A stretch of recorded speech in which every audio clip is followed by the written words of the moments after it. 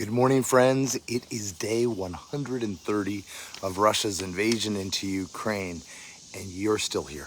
You continue to pray, you continue to raise up prayer, and to get the word out. Thank you. Thank you. Thank you. Thank you for continuing to share these posts, make your posts public, to help to get out the word, because there is a definite war weariness that has taken hold.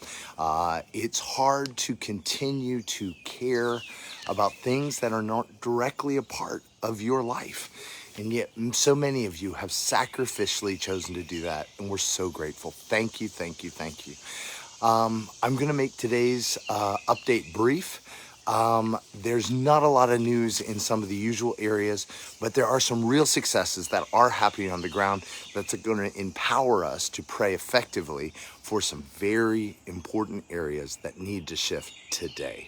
All right, so right off the bat, there was in Kherson, Ukrainian pilots were able to struck ammunition depots, a stronghold, as well as a cluster of enemy troops in the areas Snihurivka, Blagodate, Alkhoni, and Davidid Bud. That's in the northwestern portion of Kherson. And also, they were able to push back Russian troops from the previously held position of Ivanivka. So great things happening on the southwestern front. Also, Odessa in the evening, enemy aviation tried to attack Odessa again with a Kh-31 missile launched from an airplane over the sea and was destroyed by anti-aircraft missiles. Come on.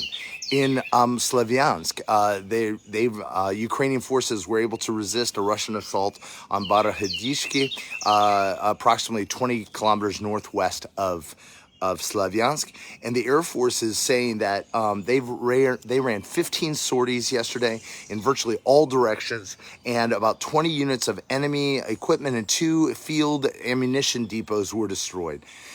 And finally, Kharkov also repelled Russian attacks in Dmitrivka, about 25 kilometers northwest of the city. And the big one is in Melitopol. The Ukrainian forces hit a military base there with 30 strikes and basically took the entire base out of action. This is really important because the Russian bases operating in Melitopol, there's both supporting Zaporozhian front, but they're also keys to dominating, controlling, and intimidating the local populace, where there's a massive partisan movement in Melitopol. Melitopol, why do I keep flipping that around? Anyway, all good, but good things are happening on those ends. Also, there's it's always fascinating when the Russian news reveals the weakness of the Russian army. They were celebrating this volunteer brigade they put together. By volunteer, they mean they're paying stupid money. They're offering to pay off any debts that anybody has, and they are. I mean, it's just it's ridiculous what they're offering people, and people still aren't taking them up. And they're forcibly conscripting from various places. And they're still able to cobble together these units. And these units are such composites of some veterans and some volunteers and some, National Guard and some policemen who just got dragged to the front. And these are not effective fighting forces. And so this is the best Russia has to offer right now. Another place, though, is the Donetsk People's Republic, that proxy state that Russia set up, is moving ahead with their plans for full Russian integration, as many of the main ministers have been replaced with Russian functionaries. And so we knew this was always going to happen from 2014. It was never a liberation movement. It was always occupation for domination, control, and to absorb into the Russian empire that Putin's attempting to rebuild. So there's some good things happening. But on the other side, but there's a beautiful thing to pray for. It's both a praise and we've been praying for a couple months now about this, what's called ground line of communication, this logistics chain that comes down from Vovchansk and Kupiansk and goes down to Izium and supplies the whole northern portion of the front, particularly towards Slavyansk and now towards Lysychansk. So we've been praying about that because that's a key way that from the the factories in Kursk and Tula and Moscow get all those military equipment down to the front. And we've been praying that the Ukrainians could get close enough to be able to take those out. Well, they are actually publicizing, because of the access to the HIMARS, they're going to begin to take that out. Again, what are we looking for? Bloodless resolution. When you destroy a logistics chain, warriors cannot fight, bullets don't fly, tanks don't run. So pray. Pray for that situation. Pray that they are super effective in absolutely destroying that entire path right there. Also pray for Lysychansk. They are surrounded on three sides. Yes, Russians have infiltrated to the center of the city. Russians are claiming the entire taking of the city, but there are true signs that Ukraine is planning a measured retreat. Why is this important? One, they effectively were able to evacuate so many of the people out of Severodonetsk. The reports are they didn't lose a single Ukrainian soldier in evacuating Severodonetsk. We're praying for the same thing. There were 15,000 people still in Lysychansk when the Russians invaded. And so we're praying they were able to get them out, but also that they can get the soldiers out.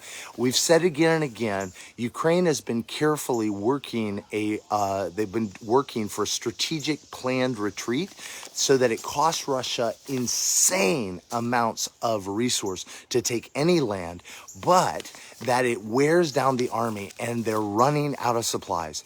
Again, pray that the West doesn't supply the minimum to grind Russia to a stop, because that's some of the language that's coming out of the UK and out of America is trying to get Russia to a standstill. Think like North and South Korea or North and South Vietnam, working them to a standstill. That's not a good solution.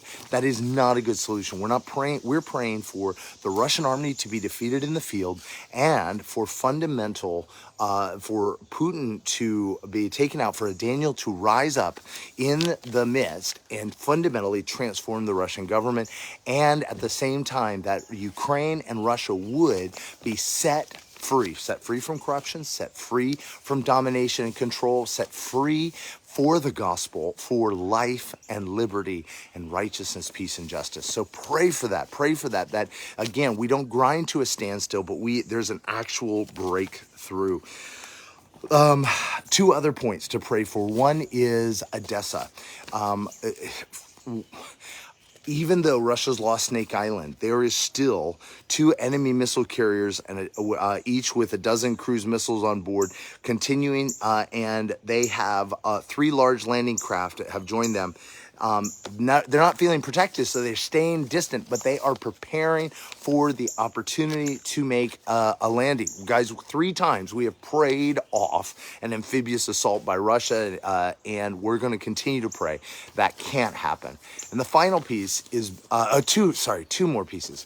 One is Belarus. Belarus is claiming their air defenses have stopped missiles from Ukraine striking at Belarus.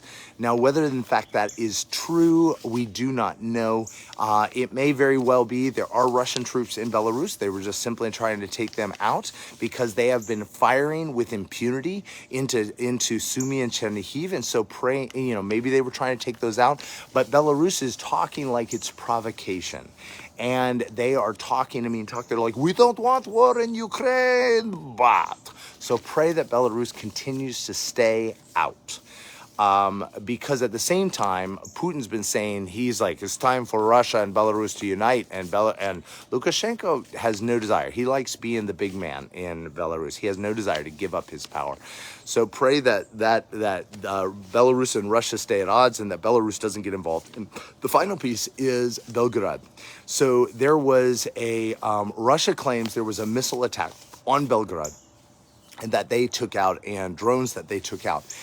And they're saying that the Ukrainians shot Tochka-U missiles. First of all, there has been very little, if any, use of Tochka-U by Ukrainians up to this point. Russia, though, has been using them quite a lot because they've been running out of their normal Caliber and Iskander missiles. That's the first thing. The second thing is even some of the evidence we see is that the missile parts we're seeing are parts of Panzer anti-aircraft missiles. So they admit that they were trying to take out drones that were headed for Kursk. Well, guess what? It looks like instead of a missile attack by Ukraine, it was a Russian attempt to take out drones that backfired. We've seen evidence of Russian anti-aircraft missiles backfiring and doing a circular motion and coming back and not hitting the target and hitting the ground and even hitting themselves. But Russia is trying to use this again as a provocation. They're attempting to shift the narrative towards war, which would allow them to mobilize. Pray that that does not take effect in Russia, because as I mentioned yesterday, Russians are facing real financial hardship and it is hitting their pocketbook. And so what we need to pray is that they don't go to this point of tighten our belts for the sake of the war effort, that they don't buy into the propaganda to the point that they're willing to send their sons to die.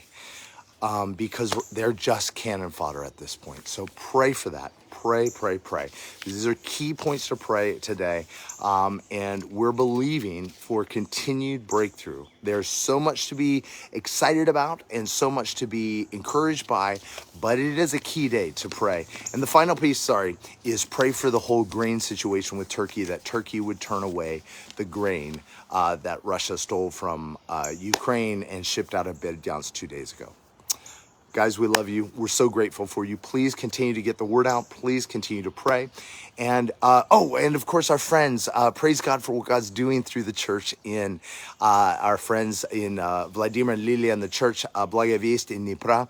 Yesterday, they were in the Slavyansk area that's under attack, going in there, serving the people, bringing the gospel, helping the least of these, turning victims into ministers.